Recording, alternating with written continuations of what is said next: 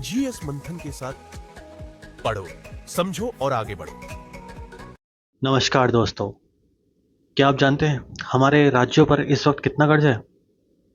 आपको जानकर हैरानी होगी, पिछले 10 सालों में राज्यों का कुल कर्ज 3 गुना से भी ज़्यादा बढ़ गया है।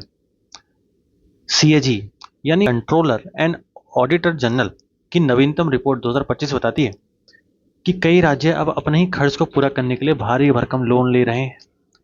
ये कर्ज सिर्फ कागज पर नहीं, इसका असर हमारे स्कूलों, अस्पतालों, रोजमर्रा की जिंदगी पर भी पड़ता है। तो चलिए आसान भाषा में समझते हैं ये कर्ज क्यों बढ़ रहा है। तो हम बात करेंगे राज्य के कर्ज और पिछले 10 सालों का एक विश्लेषण। राज्य वाइज कर्ज कितना है, रेवेन्यू स्टेटस क्या है, वेलफेयर स्कीम्स का असर और खर्च क्या पड़ा है, गोल्डन रूल ऑफ बोरिंग इसका मतलब क्या है, और FRBM एक्ट और कुछ सिफारिशें जो कैग ने दी हैं उसके बारे में बात करेंगे। CAG, controller and auditor general, ये एक सरकार के खर्च और कर्ज का हिसाब देखता है।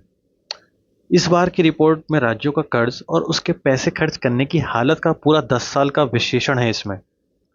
अगर राज्यों का कर्ज बढ़ता है तो इसका असर सीधे हम सब पर पड़ता है, हमारे स्कूल, अस्पताल, किसान।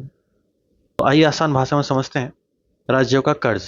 सोचिए एक परिवार है जिसकी सालाना आमदनी 1 लाख है, लेकिन उसका खर्च 1.5 लाख है।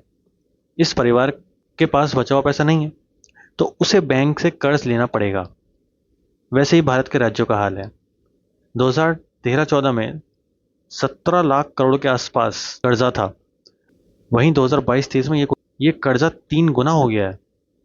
मतलब सिर्फ 10 सालों में 3.5x ये कर्जा बढ़ गया है। सबसे ज़्यादा कर्ज वाले राज्य आपकी बात करते हैं, पंजाब है, नागालैंड है, वेस्ट बंगाल है, और सबसे कम वाले ओडिशा, महाराष्ट्र, गुजरात है। कुछ राज्य खुद ज़्यादा पैसा जुटाते हैं। उदाहरण, महाराष्ट्र 70% वह अपने अंदर से ही अर्न करता है। बात करते हैं अरुणाचल प्रदेश की, तो सिर्फ 9% अपने अंदर बना पाता है। अंदर बनाने का मतलब यह है कि अंदर ही अंदर कितना प्रोड्यूस कर पा रहा है। यूपी 42% इंटरनली आता है, बाकी पैसा केंद्र सरकार से मिलता है। ये बताता है कि कुछ राज्य खुद मजबूत हैं और कुछ राज्य केंद्र पर निर्भर हैं। बात करते हैं कारण क्या है कर्ज बढ़ने के। जीएसटी के बाद राज्य की कमाई कम हो गई है। पहले राज्य कई तरह के टैक्स ले सकते थे, लेकिन जीएसटी के बाद ज्यादातर टैक्स केंद्र के पास आ जाते हैं। इससे राज्यों के पास कम पैसा बचता है और बोरिंग करनी पड़ती है, उधार लेना ही पड़ता है। दूसरा कारण क्या है, एक्स्ट्रा टैक्स, सेस और सरचार्ज। केंद्र की तरफ से कुछ स्पेशल टैक्स भी हैं, जैसे सेस है, सरचार्ज है। ये राज्य के बजट में नहीं आते, राज्य इन्हें नहीं ले सकता। खर्च ज़्यादा, आमदनी कम। राज्य क्या करती हैं, मुफ्त बिजली बांट देती हैं, किसान ऋण माफ़ कर देती हैं, वेलफेयर स्कीम्स चला देती हैं। उदाहरण के लिए राजस्थान में मुफ्त दवा और बिजली पर 65,000 करोड़ खर्च आता है। कई योजनाओं का फायदा सही लोगों तक पहुंच ही नहीं पाता। ये सिर्फ एक फालतू का खर्चा माना जाता है। तो राज्य अपने जनता को खुश करने के लिए जो वेलफेयर स्कीम्स निकालते हैं, ये भी एक मेन कारण है जिससे कि कर्जा बढ़ा है। कोविड का असर, टैक्स कलेक्शन कम हुआ, हेल्थ वेलफेयर पर इमरजेंसी खर्च बढ़ा है। इससे स्टेट्स को एक्स्ट्रा बोरिंग करनी पड़ी, एक्स्ट्रा पैसा लेना पड़ा, क्योंकि भाई अपने राज्य में उन्होंने हेल्थ वेलफेयर स्कीम्स चलाई है तो उन्हें पैसा लेना पड़ा और कर्ज बढ़ा है उनका। मार्केट लोन्स, कुछ स्टेट्स बैंक या बाजार से कर्ज लेते हैं, लेकिन वहाँ इंटरेस्ट ज़्यादा मिलता है। कई राज्यों का 20-25% रेवेन्यू केवल इंटरेस्ट चुकाने में जाता है। मतलब आमदनी कम, खर्चा ज़्यादा। यही कर्ज बढ़ने का मुख्य वजह है। गोल्डन रूल क्या है बोरिंग का? गोल्डन रूल कहता है बोरिंग सिर्फ भविष्य में फायदा देने वाली चीज़ों के लिए होना चाहिए। उधारी अगर आप ले रहे हैं तो सिर्फ उन चीज़ों के लिए लें जो भविष्य में आपको रिटर्न दे सकती हैं। उदाहरण के लिए रोड्स, हॉस्पिटल्स, स्कूल्स, ये भविष्य में राज्य, नागरिक दोनों के लिए फायदे देती हैं। लेकिन कई राज्य इसे नहीं माना। आंध्र प्रदेश, पंजाब में बोरिंग का सिर्फ 70-26% ही इंफ्रास्ट्रक्चर में गया है। बाकी पैसा सैलरीज, पेंशन, सब्सिडीज में गया है। मतलब आज खर्च किया गया पैसा भविष्य के टैक्स पेयर पर बोझ बनता जा रहा है। मतलब जो सरकार आज टैक्स ले रही है वो आने वाली पीढ़ी को चुकाना होगा। ये हमारा कैग का लोगो है। बात करते हैं असर क्या होगा। असर क्या होता है कर्ज बढ़ने से? निर्भरता बढ़ती है। यूपी का सरप्लस दिखता है, लेकिन 58% पैसा केंद्र से आता है। मतलब यूपी आपको बढ़ता हुआ दिखाई दे रहा है, लेकिन उसके पीछे केंद्र का पैसा लगा हुआ है। इससे क्या होता है, स्टेट अंदर से कमजोर बनता है। वेलफेयर स्कीम्स दिखावटी हो सकती हैं। पीएम किसान, उज्ज्वला, आयुष्मान भारत, इनका पैसा बोरिंग से, उधारी से आता है, इसलिए स्कीम्स सही लोगों तक नहीं पहुंचती।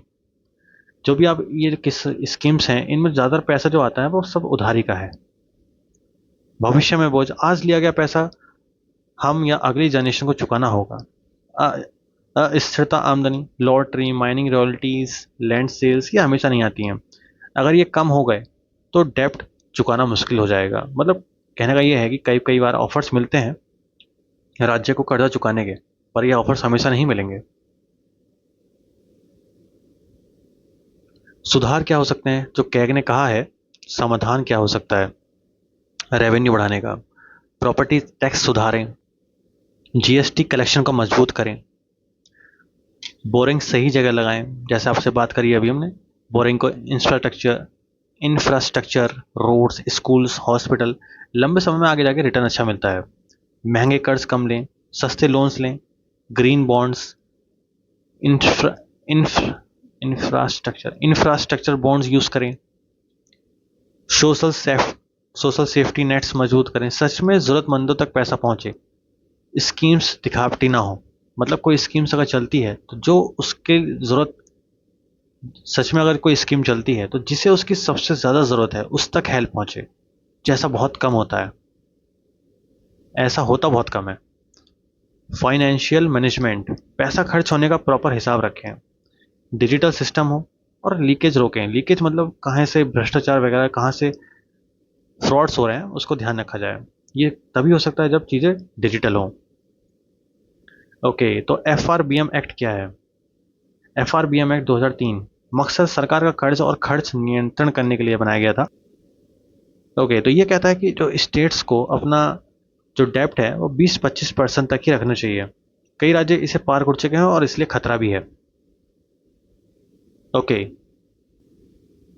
तो कैग की 2025 की रिपोर्ट हमें चेतावनी देती है, अगर राज्यों की आमदनी और खर्च का संतुलन नहीं सुधरा तो आने वाला वक्त मुश्किल हो सकता है।